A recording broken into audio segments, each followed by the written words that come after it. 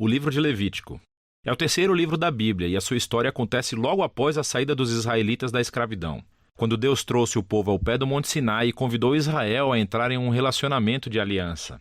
Mas eles se rebelaram rapidamente e quebraram essa aliança. E Deus quis que a sua presença gloriosa viesse e vivesse no meio de Israel na forma desse tabernáculo. Mas o pecado de Israel prejudicou o relacionamento.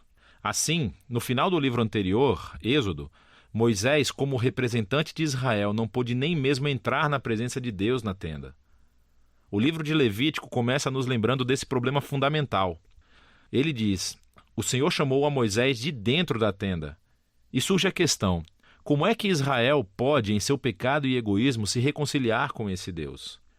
É disso que trata esse livro, como Deus graciosamente provê um caminho para pessoas pecadoras e corruptas viverem na sua santa presença.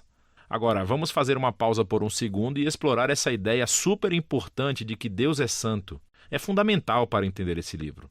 A palavra santo significa simplesmente ser separado ou único.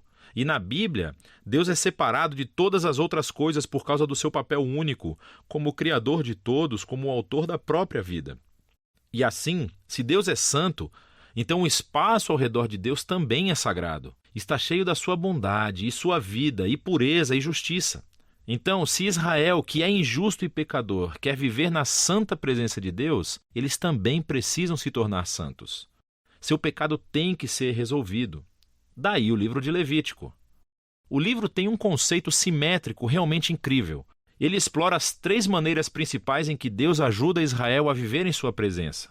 As seções externas são descrições dos rituais que Israel deveria praticar na presença santa de Deus. As próximas seções internas enfocam o papel dos sacerdotes de Israel como mediadores entre Deus e Israel. E dentro disso estão 2 seções correspondentes que enfocam a pureza de Israel. E então, bem aqui no centro do livro, há um ritual fundamental, o Dia da Expiação, que une o livro inteiro. O livro conclui com uma pequena seção em que Moisés convida Israel a ser fiel a essa aliança. Vamos explorar melhor o livro. A primeira seção explora os 5 tipos principais de sacrifícios rituais que Israel deveria realizar. 2 delas eram maneiras pelas quais um israelita podia agradecer a Deus oferecendo a ele esses símbolos do que Deus lhes deu primeiro. Em 3 outros sacrifícios eram maneiras diferentes de pedir desculpas a Deus. Então, aqui um israelita oferecia o sangue de um animal enquanto confessava que o seu pecado criou mais mal e morte no mundo bom de Deus. Mas em vez de destruir esse povo, Deus, é claro, quer perdoá-lo. E assim, esse animal simbolicamente morre em seu lugar e o expia, o que significa cobrir o pecado deles. E assim, através desses rituais, os israelitas estavam constantemente sendo lembrados da graça de Deus, mas também da sua justiça e da severidade do seu mal e as suas consequências. O segundo conjunto de rituais estabelece as 7 festas anuais de Israel. E cada uma delas contava uma parte diferente da história sobre como Deus os resgatou da escravidão no Egito e os levou através do deserto a caminho da terra prometida. E celebrando essas festas regularmente, Israel se lembraria de quem eram e quem Deus era para eles. Agora, as sessões sobre os sacerdotes de Israel. Você tem Arão e os seus filhos, ordenados pela primeira vez a entrar na presença de Deus em nome de Israel. E então, nessa seção correspondente, encontramos as qualificações para ser um sacerdote. Os sacerdotes foram chamados ao nível mais alto de integridade moral e santidade ritual, porque eles representavam o povo diante de Deus, mas também representavam Deus para o povo. Descobrimos por que a santidade dos sacerdotes é tão importante aqui nessa primeira sessão, logo após a ordenação da família de Arão. 2 de seus filhos caminham direto para a presença de Deus e violam flagrantemente as regras. E assim eles são consumidos pela santidade de Deus. É uma lembrança assustadora do paradoxo que existe ao vivermos na presença santa de Deus. Porque é bondade pura, mas se torna perigoso para aqueles que se rebelam e insultam a santidade de Deus. Por isso é importante que os sacerdotes de Israel se tornem santos. E também que todo o povo de Israel se torne santo, que é do que se tratam as próximas sessões internas. Os capítulos 11 a 15 são sobre a pureza ritual exigida de todos os israelitas. E os capítulos de 18 a 20 são sobre a pureza moral do povo. E aqui está o que significa essa linguagem de pureza e impureza. Como Deus é santo, os israelitas precisam estar em um estado de santidade quando entrarem na sua presença. Isso era chamado de estar limpo ou puro. A presença de Deus estava fora dos limites para qualquer um que não estivesse em um estado sagrado, e isso foi chamado de imundo ou impuro. Um israelita poderia se tornar impuro de poucas maneiras, entrando em contato com fluidos corporais reprodutivos, caso tivesse uma doença de pele, se tocasse em mofo ou fungo, ou se tocasse num corpo morto. Agora, para os israelitas, todos esses exemplos estavam associados à mortalidade, como a perda da vida, o que nos leva ao símbolo central de todas essas ideias. Você se torna impuro quando se contamina ao tocar a morte, por assim dizer. E a morte é o oposto da santidade de Deus, porque a essência de Deus é a vida. Isso é realmente fundamental.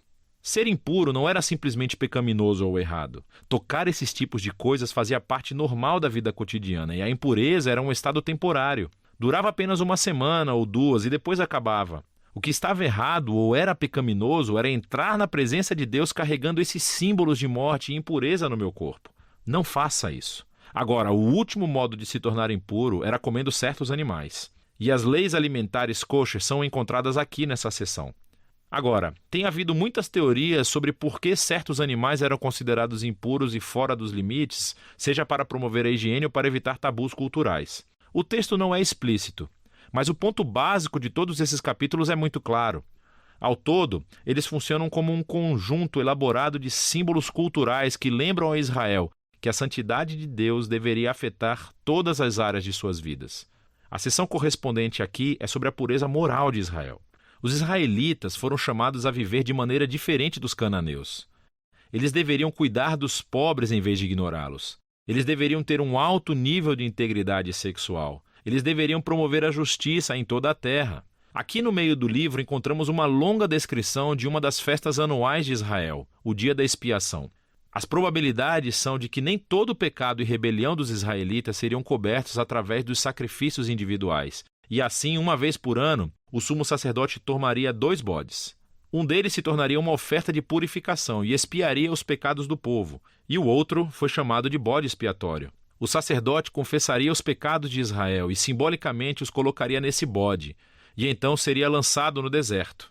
Novamente, essa é uma imagem muito poderosa do desejo de Deus de remover o pecado e as suas consequências do meio do seu povo, para que Deus possa viver com eles em paz. O livro conclui com Moisés chamando Israel para ser fiel a todos os termos da aliança. E ele descreve as bênçãos de paz e abundância que resultarão se Israel obedecer a todas essas leis. Ele também os adverte que, se forem infiéis e desonrarem a santidade de Deus, isso resultará em desastre e, por fim, o exílio da terra prometida. Agora, se quiser ver como o Levítico se encaixa na grande história, é útil olhar para a primeira frase do próximo livro da Bíblia, Números. Começa com: "O Senhor falou a Moisés na tenda". Assim, podemos ver que Moisés agora é capaz de entrar na presença de Deus em nome de Israel. O livro de Levítico funcionou. Assim, apesar do fracasso de Israel, Deus providenciou um caminho para que o seu pecado fosse coberto, para que Deus pudesse viver em paz com as pessoas pecadoras. E é disso que o livro de Levítico se trata.